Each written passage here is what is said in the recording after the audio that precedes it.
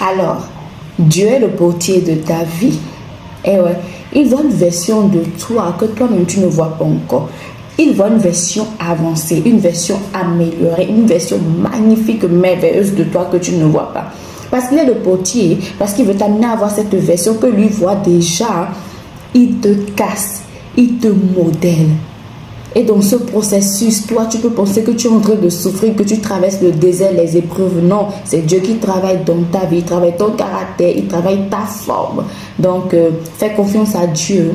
Il veut t'amener quelque part de glorieux. Il veut qu'il soit glorifié au travers de toi. Il veut que ta vie soit glorieuse. Et pour cette gloire, pour que l'or ait l'aspect, la beauté qu'il a, il faut qu'il passe par le feu.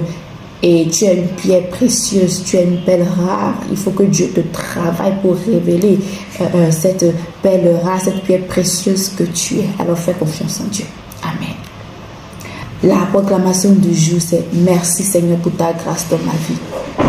Amen. Pour ce faire, nous allons lire 1 Timothée, chapitre 1, versets 12 à 14. Nous lisons ensemble la Bible sacrée. Amen. 1 Timothée, chapitre 1, verset 12 à 14 dit ceci. Je rends grâce à celui qui m'a fortifié, à Jésus-Christ notre Seigneur, de ce qu'il m'a jugé fidèle en m'établissant dans le ministère.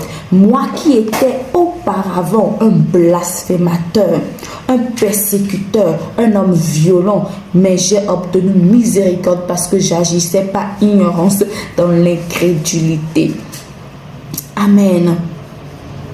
Et puis il continue, il dit, et la grâce de notre Seigneur a surabondé avec la foi et l'amour qui est en Jésus-Christ. Amen.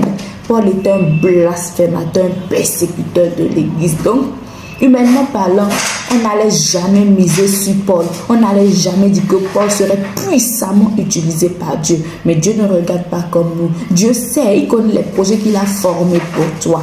Tu peux faire un autre sujet. Mais Dieu sait ce qu'il veut de toi. Il sait là où il veut t'amener. Tu penses que tu as commis des erreurs inimaginables, des erreurs impardonnables. Tu te culpabilises, tu te dis, est-ce que Dieu peut me pardonner? Est-ce que je peux revenir à Dieu? Est-ce que Dieu peut m'utiliser? Ou bien tu savais, tu avais reçu que tu devais servir le Seigneur, mais tu as fait une déroute pas possible dans ta vie et tu penses que dans la tête de Dieu c'est fini, qu'il ne peut plus te récupérer, c'est faux. Dieu est fort. Tu vois ce qu'il a fait avec Paul?